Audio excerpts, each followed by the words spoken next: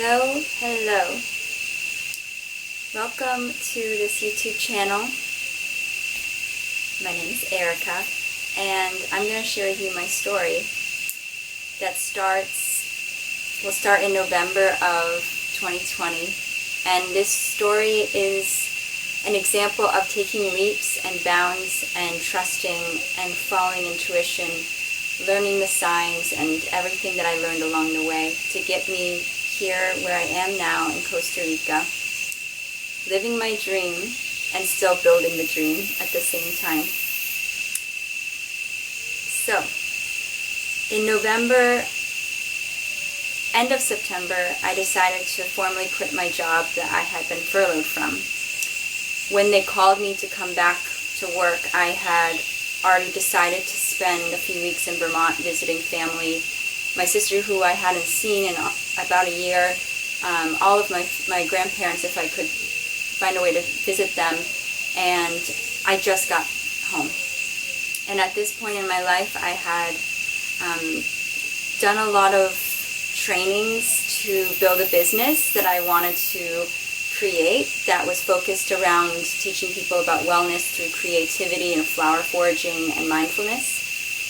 And I had this big plan of a group coaching course that I was going to, I was in the process of launching when I was called back to work. So all of these things, I just felt like going back to work was out of alignment, was a step backwards, and also I had told myself that I would be out of this job by October. And so if I were to go back, it just didn't flow.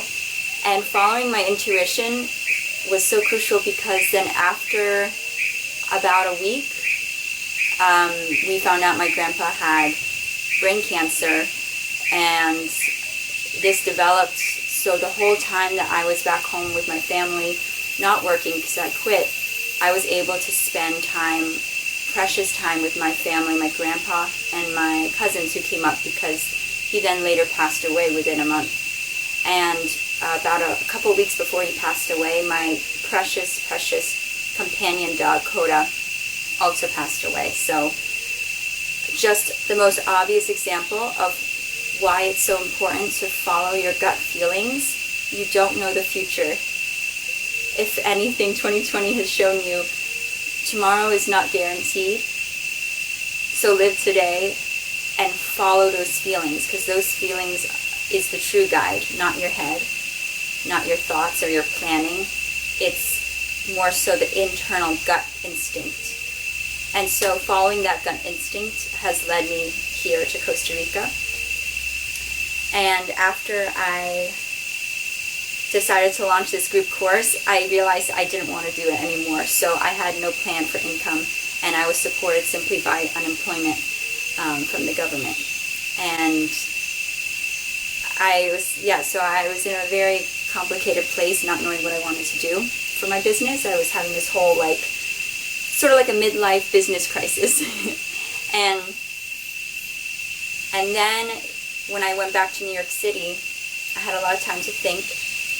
And something that I realized over time was things will always work out for you, but you have to be clear on what you want, and you have to feel it in your whole body. And when for November and December, there were so many thoughts and ideas of what I wanted to do with my life and the direction I wanted to take, and how to make money or how to support myself, because I was now living on savings. So it was like a ticking time bomb. And I still had deep down this desire to go somewhere warm in the winter. This came up for me in March after spending a winter in some deep seasonal depression and experiencing that. So it inspired me to decide I can have whatever life I decide. I can have the life that I choose, so why not go someplace that makes me happy and fulfilled and supports my well-being. So this thought was lingering as I was trying to figure out what to do, because my savings was running up and I didn't really have a plan. And so I just went with it, and following those feelings and sticking to this desire for this life that I wanted which was being somewhere warm and tropical and being able to still have a business that would support me no matter where I was in the world. That was something that kept coming back to me. And following breadcrumb trails led me to an opportunity to connect with someone who I only met through the internet, through another girl who I met through the internet.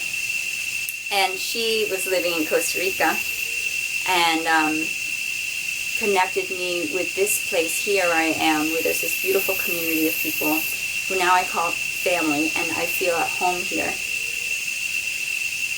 And then there was this other opportunity to join this program called, it was a shamanic initiation program, a month-long program, a huge investment.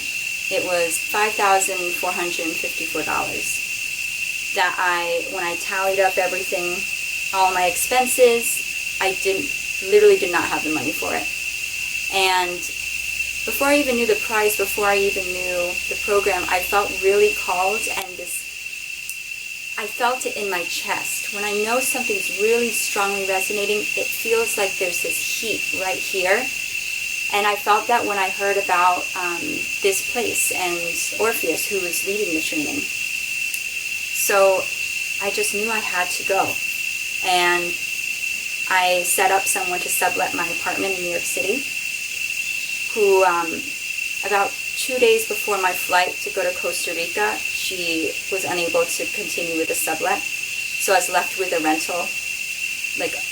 My apartment is $1,125 in New York City. So I was left with this.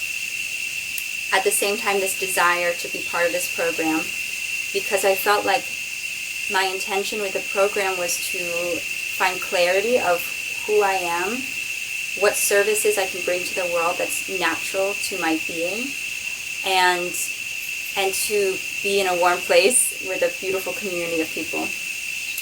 So taking that leap to enroll in this program, though I did not have the money for it, required a certainty of doing something for me, for the life that I've desired for a while. For a long time I've wanted to explore, I wanted to move, I wanted to be independent of any entity except for my own. And I knew that there was this stronger calling of service I could bring to the world simply by being and showing up, and all of these things held this really strong foundation for me to move forward and take that leap. The one thing I will say is, if you're taking a huge leap like I did, that forces you to trust fall and just hope it works out. Working through mindset shifts is really big, and I learned a lot about mindfulness, meditation, mindset, manifestation, all in 2020. This everything I've learned has been just from experiencing a COVID pandemic, something that pushed me to actually take action on my truest dreams and desires, and having the mindset to maintain a optimism and a higher level frequency of love, compassion, openness, flow, trust, joy, while choosing a path that was going to ask me to pretend, that was so unknown and so uncertain. It's difficult. It's really difficult. So having the tools to maintain that mindset is so crucial.